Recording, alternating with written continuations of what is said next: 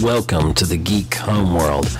I am your host, SavageTechman. We talk sci-fi, TV, movies, superheroes, and all from a geek perspective. You can find us on Blogger, Google+, Twitter, Facebook. We're everywhere. Join the Geek Homeworld.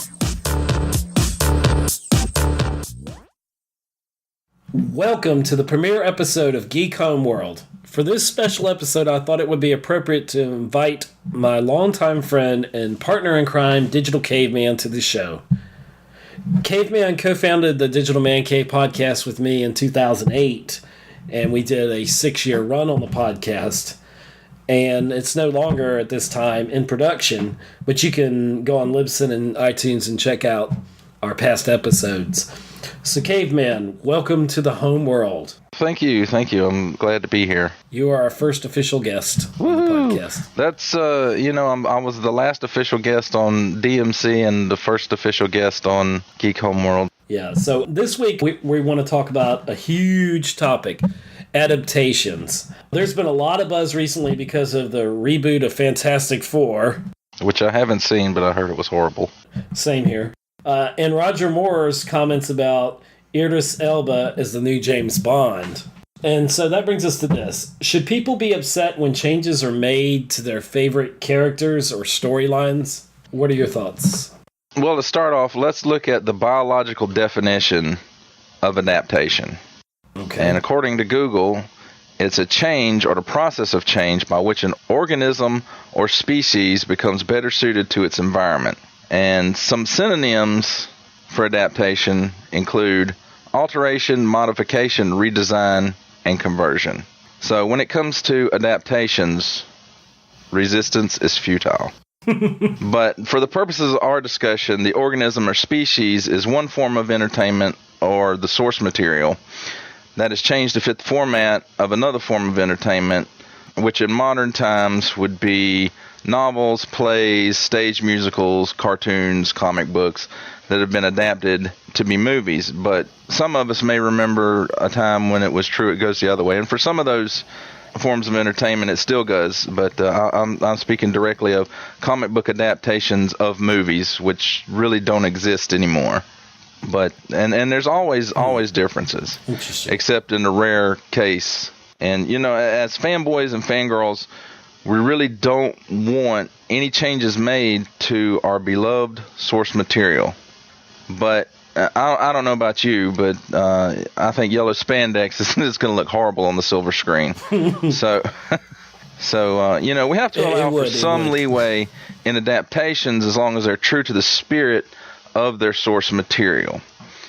Now, with that being said, there are some quote-unquote creative types who take too large of a liberty with their adaptations. And I know you've heard this before, and any DMC listeners have heard this before. My personal demon for this is Michael Bay and his so-called Transformers movies. Other examples of these liberties would be the Galactic Smoke Monster from Fantastic Four: Rise of the Silver Surfer. And the reason that happened was because the director didn't like giant robots. Okay, so he wasn't familiar with the source material at all. Wow. And that makes a big difference, too, as to whether the people who are in charge of it are associated or knowledgeable of the source material. And the other example I'm going to use is the Dark Side Smoke Monster from Smallville Season 10. And we've talked about that on DMC ad nauseum. And even though I'm glad the Smoke Monster from Lost can find work, the fanboy in me just couldn't take these extreme changes to what I know, the source material. So, and I know all of us have our impossibly long list of these infractions, but for the sake of brevity, I'll stop there. Okay, well, change is inevitable. Sometimes things have to change, and I mean, one example, and you talked about this, is Superman. From the early comics to the classic television show with George Reeves, through Smallville, through the Christopher Reeve movies all the way through Man of Steel.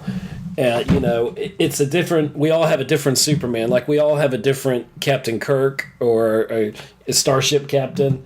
But they're all different and they're all great. In their own way. Another example I can think of is, and different movies speak to different times. Like the Joker is an example. You go from the Adam West Batman all the way through Jack Nicholson and the Tim Burton Batmans, through Heath Ledger's wonderful performance in The Dark Knight. And then even now in Suicide Squad that's coming up, Jared Leto, his off the beaten path, off the beaten path kind of portrayal, which is going to be interesting to see on that. One of the other ones I actually think about is XMen: The Last Stand and how they did the Jean Grey saga. I don't know. Oh no, I don't appreciate that for nothing. And all that. Yes, I'm glad it's gone now. It's out of the timeline. It's we don't have to ever watch it again. I still appreciated it for what it is. I think that was the most practical way to do it. But was it true to the canon, to the storyline of the Phoenix saga? Not at all. Not even vaguely close. That's my opinion of it. But we know my opinion of that movie isn't very high anyway. So right, and just to touch back on Transformers, a good friend of ours, he totally agrees with you. Also on the Transformers thing that you mentioned earlier, Michael Bay just took such great liberty with the Transformers movies, and though I enjoyed them, not being a hardcore Transformers fan, I didn't notice the differences as much as someone who is totally... Well, another huge problem with those movies is there's no continuity in between them, but, that's a discussion for another time. True. Well, we can go back to what you were talking about with things changing over time, and you use Superman as an example, and I think that's a really good example because Superman has changed. Yeah, Superman. A good bit over time. If you go back to what he originally was, he couldn't even fly. He didn't have X-ray vision. He didn't have heat vision. He had to leap tall buildings in a single bound. So over the years, he gained the powers of he could fly. He could see through anything but lead. He could shoot laser beams. And then actually the heat vision in Man of Steel, you talk about Man of Steel, when he uses his heat vision, it does look painful. It actually does. But, there's some liberties. Even though I enjoyed Man of Steel, since, we're still talking about Superman, not 2-3 years ago, right. They changed him with the new 52 and his powers pretty much stayed the same, but a lot of his origin story was slightly tweaked to make him a more modern character. And that has its good points and its bad points. It does make it more accessible for younger people to familiarize themselves with it, but then it kind of says, okay, you old guys who've been reading this for a long time, forget you. Even though that's not really what they're trying to do. They're just trying to increase their sales, which is understandable because it's a business. But back to the point I was trying to make. And you've got to play to the biggest. At the end of Man of Steel, when he had to kill Zod, to me, that was... I understand the way the movie was written and everything. Zod left him no choice. He had no other option but to kill him. But for me, Superman would never kill anybody. Right. Well, that's... totally true. Superman would never do that, and but I don't know. Has it ever really been written that he would never do that? To my knowledge, he has never purposely killed anyone. Only when he had to, and I don't even know if it was.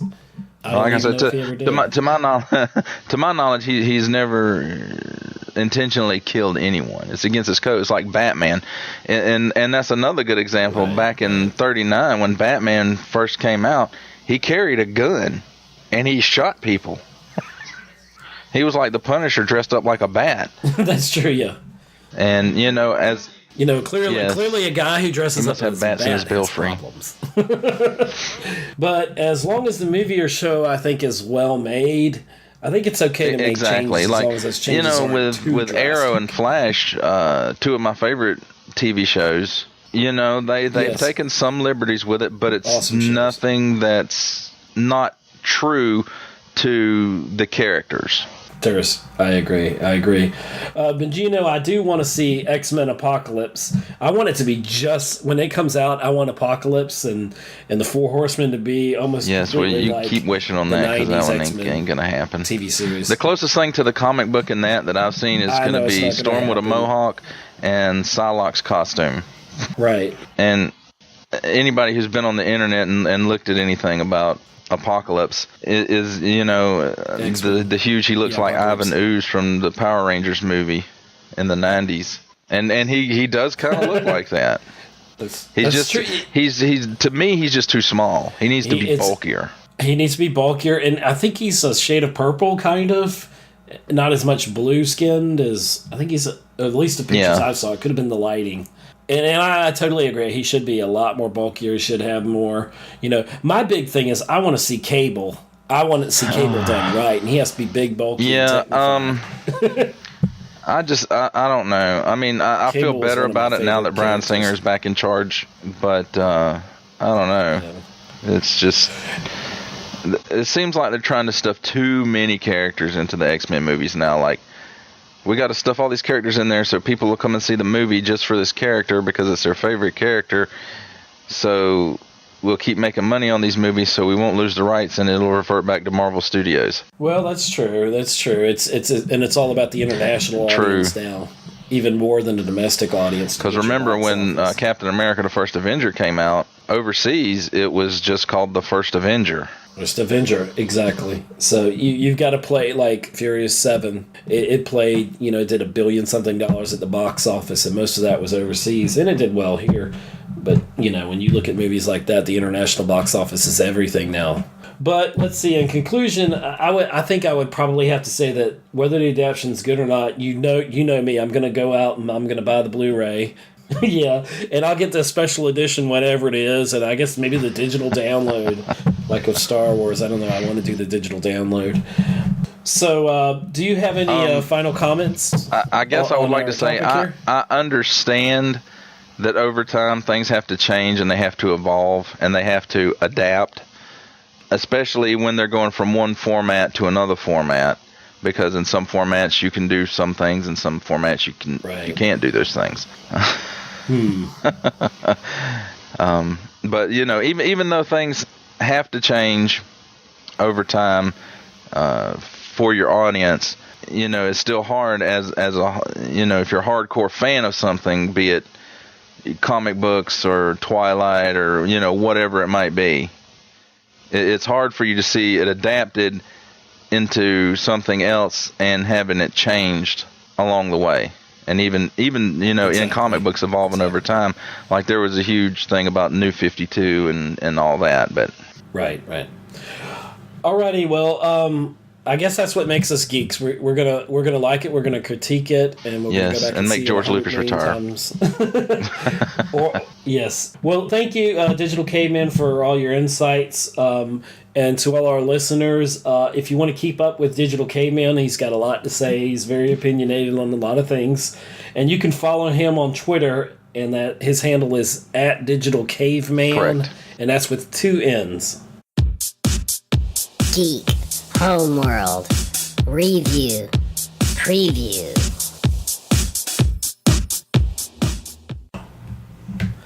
Now it's time to dig into Fear the Walking Dead. So I've asked my sparring partner, my wife Cheryl, to join me. Welcome, Hello. Cheryl. My thoughts on Fear the Walking Dead is I love this show. I was supercharged and excited for the premiere episode, and I think the episode that's followed since has been exceptional. Well, I agree. I mean, I think it's really different from the original series, and that's intentional. If people were expecting that this was going to be another group like Rick's group out in the wilderness, then yeah, they're going to be disappointed. But I think if you take it for what it is, it's a really well done show. It's well acted. It's just a very good storyline, and some people, like you said, feel that it's not moving fast enough. And I disagree, personally. I want to see what caused the zombie apocalypse. I want to see who Patient Zero was, I want to see that process. And And I was like the cop when they shot the person on the highway there, and then the other person that came walking up, the girl and all that was just it was so just in your face. It's well, it's amazing. a lot more frightening this way, I think, for the I characters. agree. Because we didn't see the characters in The Walking Dead learn about it except for Rick. And so you have kind of this parallel between the two series, because in Walking Dead you have Rick waking up into the zombie already apocalypse. in the apocalypse. And it's already happening, and he's the only one who's really trying to figure it out. Whereas in Fear the Walking Dead, you have Rick, and Nick is waking up into the apocalypse within the church, but he really doesn't know if this is real or this is an hallucination, and he really spends the first episode hoping that it's an hallucination, trying to resolve that. Drugs he was on or whatever, or something crazy, and it's just in The Walking Dead. Doesn't feel as real as this. This feels like this could Fear the Walking Dead. Like this could happen. Like this is actually happening. You know, you feel like you're actually in the moment. Well, you think about how we hear all these epidemics and things. You know. Yeah, and well, of course, another parallel is that a lot of the leads in this show, just like in The Walking Dead, are international. So. The actor playing Nick is English, and actually his father plays Stannis Baratheon on the Game of Thrones. That's true. And then the man playing his mother's boyfriend, Travis, is he's from New Zealand. The sister Alicia is from Australia. Ruben Blades, who's introduced in the second episode, is Panamanian, and actually the woman playing his daughter is Swedish. So there are about maybe 2-3 Americans in this show. Right. Fear the Walking Dead show, I don't think that it can undermine Walking Dead and give away the reason for the outbreak. Well, you said that's what you want to know, though. Yeah, I want to know. I do want to know, but it'll keep you watching. Yeah, it's definitely going to keep me watching. And some hardcore Walking Dead fans might not like Fear because they're probably used to already being in the zombie apocalypse, the full-blown epidemic, and like they're seeing. Well, we're kind of learning, Dead. At the same time that the characters are learning. But I think, like I said, these characters are learning things a lot more quickly. So, the other question is about women, because the women in The Walking Dead have always been an issue for a lot of people. It's been an issue for me. Us. For me, yeah, definitely. When we started binge watching all the seasons of The Walking Dead, because I was not a fan of it early on, and I became a fan. All the women were subservient in that first season or so, and they were washing clothes and waiting for the men to kill, and I really started loving the show when Michonne came along. Right, so it's really strong female character. It was wonderful to see. I was really excited to see a strong, powerful female figure just take charge.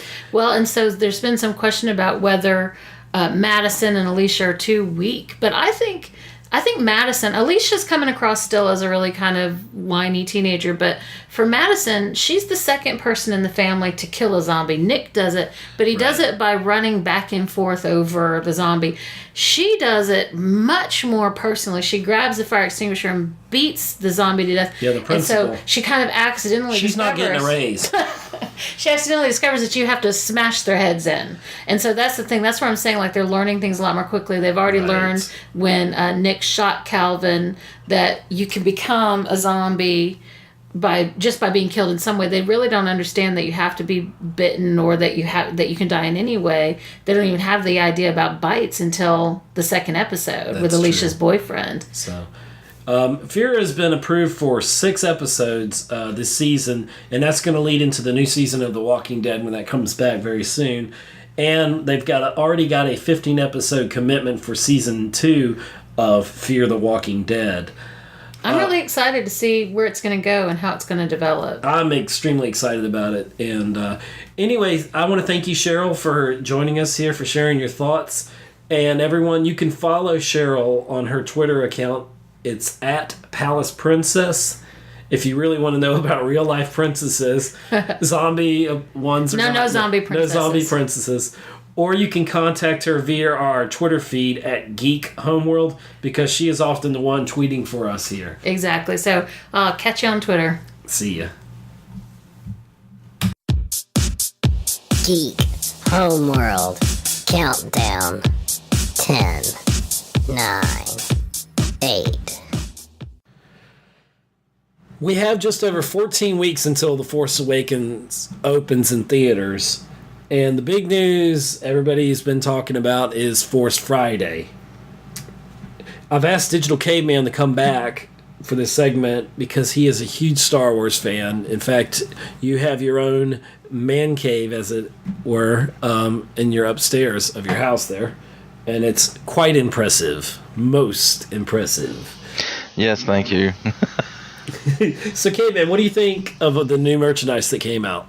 Overall, I wasn't very impressed at all. I didn't get to see everything because I think a big part of the farce Friday was stumbling by the retailers. You know, it's like they weren't prepared for it. Even though I'm sure they had all their stuff in the back, it was all labeled, this comes out at midnight, yada, yada, yada, and, you know, communication slipped up, right. Whatever. And it didn't get out, and people were not happy about that. But the merchandise itself was not very impressive at all. There were no 3 3/4 inch Black Series figures. There were only 4 new 6 inch Black Series figures. The smattering of figures, 3 3/4 inch figures that were available were all the 5-point articulation figures, which the sculpts are very good on, but again, only 5 points of articulation. Which those are more aimed for kids to play with. And that's fine because they're being less expensive than the collector figures, which are running about $13 right now in the 3 3/4 inch scale. Now, there were a lot of people, like you said, that were unhappy because it just seemed like the retailers, either they overhyped it or more than likely they underdelivered. But what are your thoughts on that? You think it's more? Well, you know, I saw before Force Friday, I was looking at the Hasbro catalog of what was going to be available, and that, again, that's just from Hasbro, and there really wasn't a lot of any one thing. There was some of this and some of that and some of the other, and that's really, you know, there wasn't very much at all. And I think what it is, part of it is they're trying not to give anything in the movie away, and then part of it is in merchandise releases in the past, there's just been so much stuff. Right. I mean, you're talking about Hasbro releasing 50 figures or more on the first day of release, not to mention, you know, vehicles and everything else. And again, that's just Hasbro. Well, I didn't want to go the 1999 Phantom Menace syndrome. I didn't want to have that syndrome again like we both had. We were so hyped up for Star Wars. And then by the time we saw it, you know... It was a real letdown. It was a letdown because our expectations were beyond... super high. Super high. And...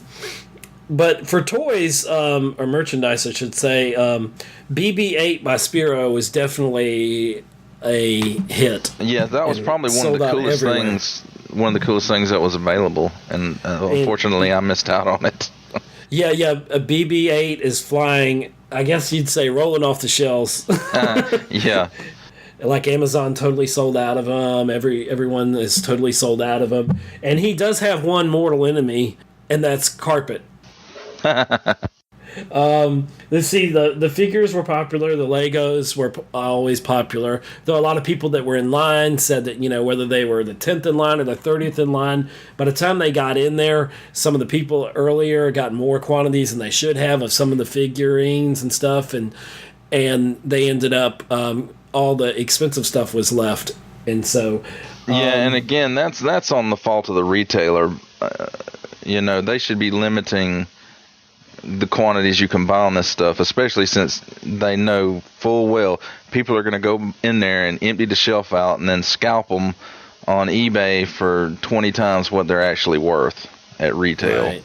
Yeah, there's a lot of online bidding going on, and probably one of my favorite toys besides BB-8, which of course I missed out on everything, was Build Your Own Lightsaber. I think that's really awesome. It looks pretty cool.